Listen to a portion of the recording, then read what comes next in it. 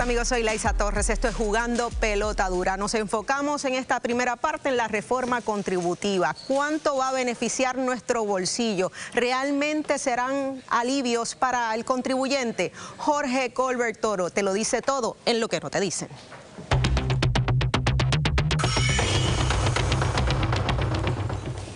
Tal y como se comprometieron con el país, la gobernadora Jennifer González, la mayoría parlamentaria de Cámara y Senado presentaron hoy el proyecto de reforma contributiva que, si se aprueba, va a haber unos beneficios sobre todo para la clase trabajadora, pero hay, como siempre, múltiples interrogantes sobre esta medida legislativa. Le vamos a dar un resumen de los puntos más importantes y, obviamente, las preguntas que tienen que ver con el financiamiento y si la Junta de Supervisión Fiscal va a aprobar o no esta medida. Vamos primero a los detalles de la misma porque es una reforma importantísima. La gente necesita, y ustedes saben que en este segmento, mire, hemos estado dándole a la batalla de que necesitamos alivios contributivos, el costo de vida es el problema principal en Puerto Rico y la gente está pidiendo algún tipo de ayuda. Así que la reforma puede ser un paso importante. Primero, se va a beneficiar 755,000 hasta 780,000 contribuyentes, personas que radican su planilla de contribución sobre ingresos, tienen un costo estimado de 550 millones. Quiere decir que para financiar esta reforma hay que buscar 550 millones de dólares, ya sea por nuevos ingresos o por ahorros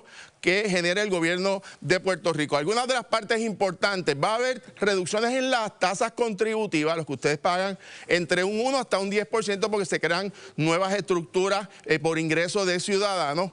Y entre los primeros beneficios que va a haber un aumento para la deducción por dependientes de sus hijos de 2.500 a 5.000, el doble. Eso son buenas noticias para los contribuyentes. Además, la deducción del AIRA sube de 5.000 hasta 7.000 y el grupo más importante, es decir, los que van a recibir el beneficio mayor son aquellos que tienen ingresos más o menos entre 61.500 hasta 90.000 dólares anuales. Eso es la clase media, la clase trabajadora. Así que otro punto importante es que el financiamiento, la pregunta de dónde se va a sacar el dinero para esta reforma, gran parte de ella va a ser una reducción de servicios profesionales, de contratos y de compras. Es decir, que el gobierno en este ejercicio ha hecho un examen en aquellas áreas donde entienden que puede haber unas reducciones de contrataciones y que pueda generar los ingresos suficientes. Ahora bien, aquí vienen algunas de las ejemplos de cuál es el beneficio. Vamos a coger algunos de los casos según está presentado el proyecto, ¿verdad? Y según las tasas. Un técnico de servicio que tiene un ingreso aproximadamente de 24.000 dólares anuales está pagando actualmente 565 dólares de contribución sobre ingresos. Va a pagar bajo la reforma, si se aprueba, 399, así que tiene ahí un ahorro como de 166 dólares en esa contribución sobre ingresos. Una secretaria que tiene un ingreso promedio de 32.000 dólares, paga actualmente 1.023 dólares de contribuciones. Aquí con la reforma, mire, pagaría 518, ahí tiene un recorte significativo. Fíjense que obviamente una mujer trabajadora tendría un beneficio significativo. Especialista en trabajo social con un ingreso mayor, 55.370 al año, paga actualmente 4.161, estarían pagando con la reforma 2.955, una reducción también significativa. Ahora bien, vamos a ver estos números. Estos son los números oficiales del gobierno de Puerto Rico y estas son las grandes preguntas que tenemos. Primero, buenas noticias. Año 2023 y 2024, año fiscal 2023-24, 24 y 25, el gobierno recibió exceso, es decir, proyectaron unos ingresos y se dieron más fondos, más dinero, pudieron recaudar más dinero. En el año 2000, que cerró en 2024, 622 millones por encima de lo que proyectaron.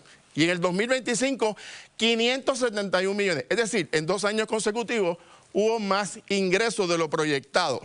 La diferencia, sin embargo, si se fijan, es que en el año más reciente el exceso fue menor por 51 millones de dólares. Quiere decir que no es estable, ¿verdad? Eso puede variar según el año.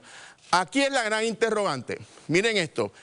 Las contribuciones, el aumento en ingresos se ha debido principalmente a los contribuyentes individuales, a los ciudadanos, ¿verdad?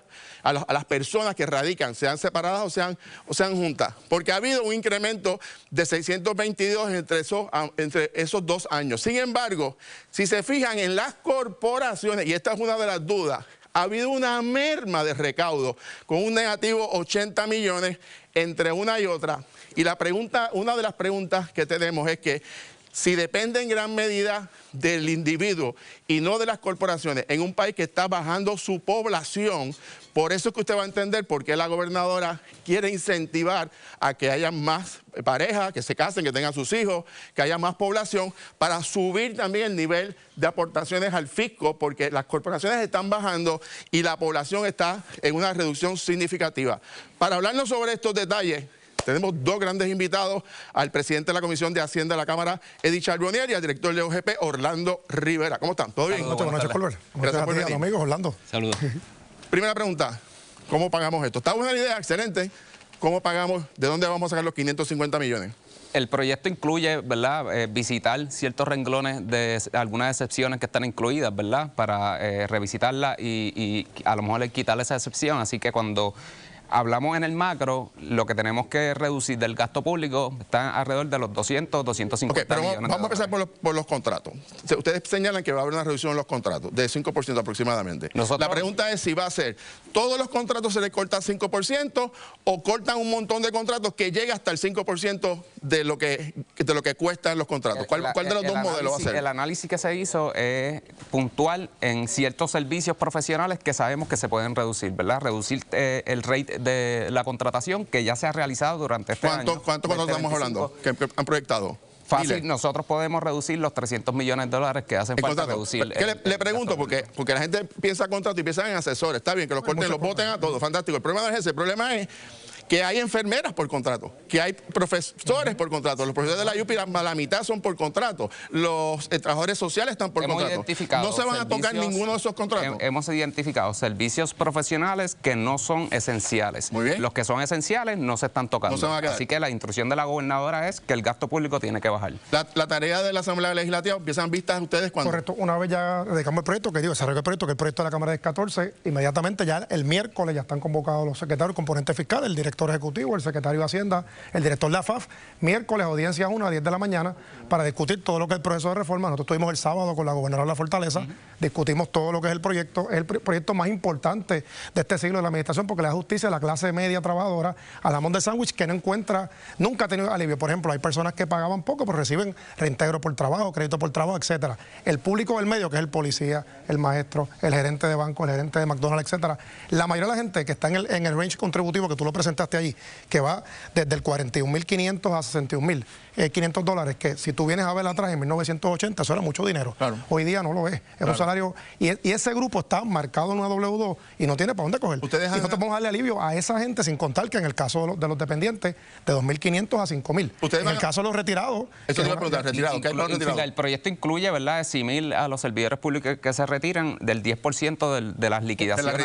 Que hoy día Hacienda le retenía, y eso es algo nuevo que es positivo. Ok, otra pregunta, dos preguntas importantes. Número uno, ustedes han señalado que esto va a tener vigencia para la planilla que se radica ahora en abril de este año, que es la que cuadra los ingresos del año 2025, año natural 2025.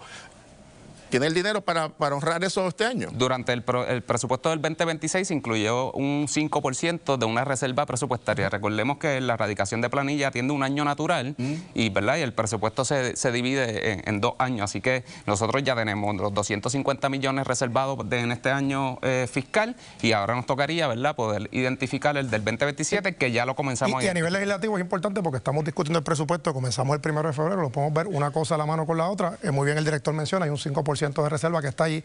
Los recaudos del gobierno han excedido los pasados 3 años, que el secretario de Hacienda lo va a estar explicando ahorita. Y de nuevo, dinero que tú envías a la calle, al bolsillo de la gente, dinero que mueve la economía. Yo pude ver las tablas de los ingresos de los meses de enero, febrero, de julio, de este año fiscal, de julio a octubre, lo que está publicado por el Departamento de Hacienda, y hay un incremento proyectado acumulativo de 117 millones. Entiendo que en noviembre, que no ha salido, pero también va a reflejar un aumento. Ya nosotros lo hemos visto y estamos hablando que hay unos 160 millones por encima de lo proyectado. Quiere decir que se está repitiendo el mismo patrón de los últimos 2 años. Es correcto. Ok. Por lo tanto, ahí hay unos ingresos adicionales y hay unos ahorros que ustedes han proyectado. Fantástico. La pregunta de los 64.000 chavitos, como aquel programa, que por eso es hay que ver qué dice la Junta. Es que hay un escenario bien incierto, y ustedes lo saben, lo hemos discutido aquí, que es si el gobierno federal, el Congreso, va a hacer recortes en la reforma de salud del año 2027, porque si viene un recorte significativo, todo esto que estamos hablando se queda sin fondos, porque habría que entonces meter dinero del Fondo General a sustituir fondos federales. La pregunta es, ¿la Junta va a aprobar esto sin saber cuál va a ser el escenario del 2027? ¿Ya han adelantado esas conversaciones? Por eso es que también incluimos en este presupuesto del 2026 una reserva de $400 millones para el problema de Medicaid. Así que... pero eso puede ser un recorte de 400 millones, pero si un recorte de $1 billón. Claro, ¿verdad? Pero la meta es que el Departamento de Salud y la gobernadora está, ¿verdad?, reuniéndose en Washington para que se apruebe por lo menos la misma cantidad que ya tenemos asignada. Hasta este momento. Hasta este momento, ¿verdad? Sabemos que tenemos que atender alguna discrepancia y la estamos atendiendo ya desde el presupuesto del 2026.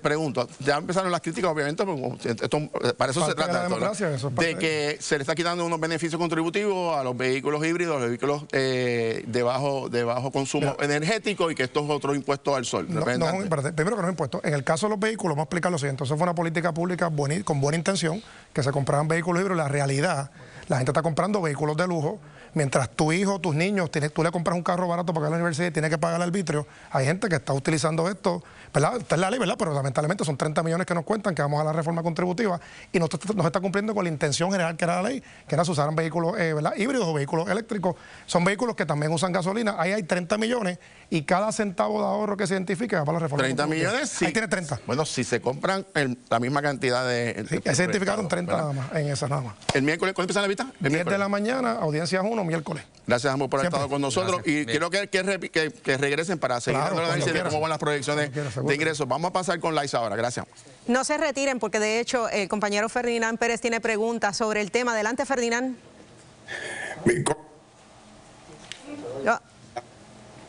Tenemos, Ferdinand, tenemos problemas con el audio. No sé si... Ahora. Vamos a ver. Ahora. No. Se corta el audio, está entrecortado, Ferdinand. Vamos con Víctor. Adelante, Víctor. Sí, quiero aprovechar que están ambos aquí porque esta mañana el representante Charbonnier había hablado de que el financiamiento no iba a ser suficiente, no podía llegar a 550 millones de dólares. Y la gobernadora básicamente pues entiende que la premisa es errada. Ahora que está aquí el presidente de la Comisión de Hacienda del Senado y el director de presupuesto, ¿es financiable esta reforma fiscal de 550 millones o no es financiable? Ahora te la contesto yo primero porque es bien fácil y la sacaron de contexto. Primero, cuando parte de lo que propone la ley es una eliminación de la ley 257 del 2018, ahí tenemos 290 millones aproximadamente.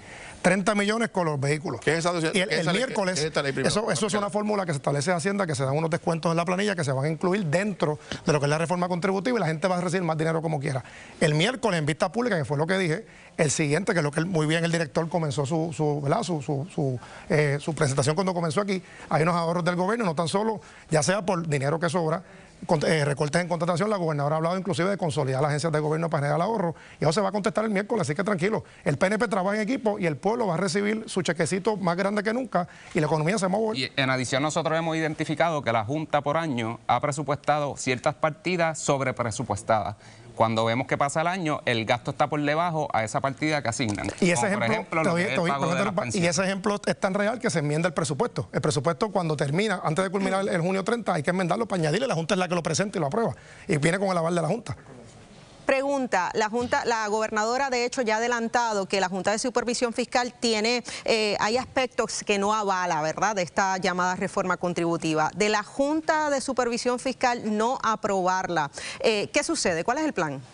Es que no podemos adelantarnos. Mira, dos cosas. La Junta, la ley promesa permite que la Junta haga opiniones consultivas, pero hoy fue que se radicó el proyecto. O sea, a partir de hoy a la 1 de la tarde, que lo leímos primera lectura en la Cámara, es que la Junta puede comenzar en su proceso de... No me gusta porque es parte de ser colonia, pero tienen el poder de decidir sobre estas cosas.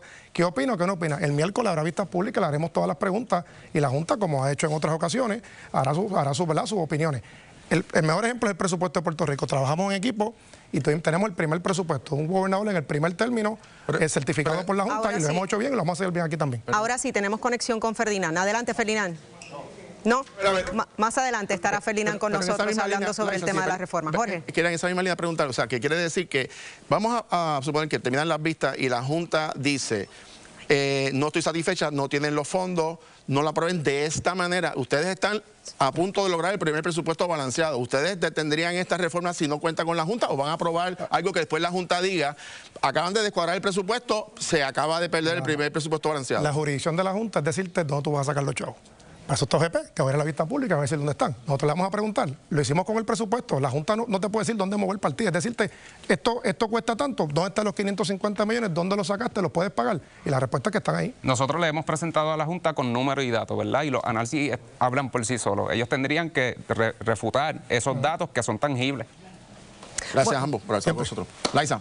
Bueno, seguimos analizando la propuesta de reforma contributiva que llega a la legislatura. Este miércoles se analiza en la Cámara en vistas públicas, el 20 de enero vistas públicas en el Senado. Jorge, ¿te preocupa algo? Mira, bueno, de lo conversado. Y todos los números que ellos dan se sostienen, pues por supuesto que son grandes noticias para Puerto Rico, sobre todo la clase trabajadora, pero hay unas interrogantes. La más que preocupa o nos debe preocupar a todos es la incertidumbre, lo hemos conversado aquí varias veces, de los fondos federales en la tarjeta de salud, porque en la medida que hay un recorte por parte del Congreso hay que sustituirlo con los fondos locales y eso afectaría a la reforma contributiva, ¿no? Claro, Anabel.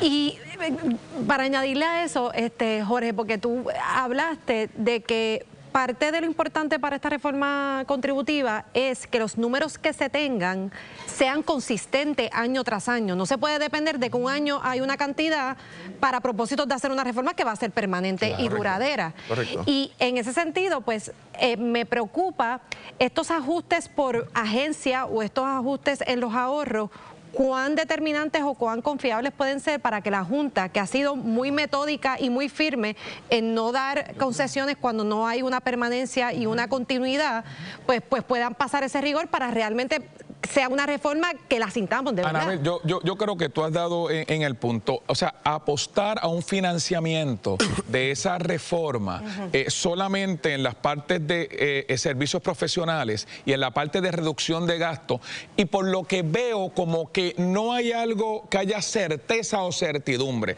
es algo que se va a empezar a ver cuáles son los contratos, cuáles son de servicios esenciales, cuáles no son, y para mí eso sigue siendo peligroso. Ojo, estamos como en el sexto o séptimo gobierno que está apostando a la reducción de los contratos de servicios profesionales. Y eso nunca se ha dado en Puerto Rico. No ha pasado. Hay un dato interesante, y es que en realidad en los últimos años ha habido un exceso de recaudo a lo proyectado. No es dinero que sobra, son dos cosas diferentes. Es un dinero que lo proyectan y da más resultados. Eso es positivo por la nueva metodología del Departamento de Hacienda. Ahora bien, si se fijan, en los últimos años, un año fue 632 millones y otro año 530 y pico. Hubo una reducción. Quiere decir que entre los 2 años podemos tener la certeza de que hay más de 500 millones que ha habido en exceso de recaudo. Por eso es que la cifra aquí clave, que yo pienso que la Junta, donde va a llegar, es más o menos lo que fue la cifra que dio la gobernadora. 350 millones como un punto de partida, es un número razonable y un número que pudiese ser responsable a base de las proyecciones. Claro. Llevarlo al tope de 550 eso es preocupante. Es preocupante porque puede haber una merma, como hablábamos ahorita de las corporaciones, que tuvo una merma de 80 millones de cantazos entre un año y otro, y eso podría afectar la reforma. Aquí no hay, que es lo que tú decías, aquí no hay fondos recurrentes. Correcto. Eso es lo importante, la recurrencia de los fondos. No solo eso, sino que ese argumento de que han habido ahorros no ha sido comprado por la Junta de Supervisión Fiscal cuando se han hecho otras propuestas, de que lo que se ha ido de alguna forma poniendo en la reserva, etcétera, porque la Junta lo ha dicho como que eso es parte de la responsabilidad fiscal en vías de salir de la quiebra y todo lo que eso trae. Y todos estos ahorros que se han por muchos años arrastrando, que están guardados en una cuenta, se va a utilizar una gran parte de ella para pagarle a los bonistas de la autoridad. Claro. Porque el gobierno, la autoridad no tiene dinero para pagarle a los bonistas, es el propio gobierno que está reteniendo. Ni siquiera para el asunto de las pensiones. Correcto. Eso fue Y sobre todo esto está el factor prisa. Correcto también. Está el factor prisa. Porque dijeron que es para este año, la planilla de abril. Es para este año, porque si no también hay un costo político. Pero ahí está corriendo el reloj. Es mucha expectativa sobre un mismo ahorro. Esa es la realidad. Esa es la realidad. Correcto. Bueno, amigos, hacemos una pausa. Este tema seguimos conversándolo. Recuerden, llega la gobernadora a nuestros estudios. Adelante, Kimberly. Gracias, Laisa. Y de hecho, quédese con nosotros porque hoy sonó el timbre en las escuelas públicas del país. ¿Cómo fue ese inicio de clases? ¿Con qué se toparon los estudiantes, los padres? Lo analizamos junto al secretario de Educación y nada más y nada menos que la gobernadora de Puerto Rico. Además, hoy radicaron la reforma contributiva. ¿Son viables las propuestas? Vamos a continuar discutiendo todo esto al regreso y en otros temas. Mientras Trump pide a Groenlandia como estado, en el Congreso se discute la independencia para Puerto Rico. ¿De qué estamos hablando? Lo analizamos con nuestro panel político.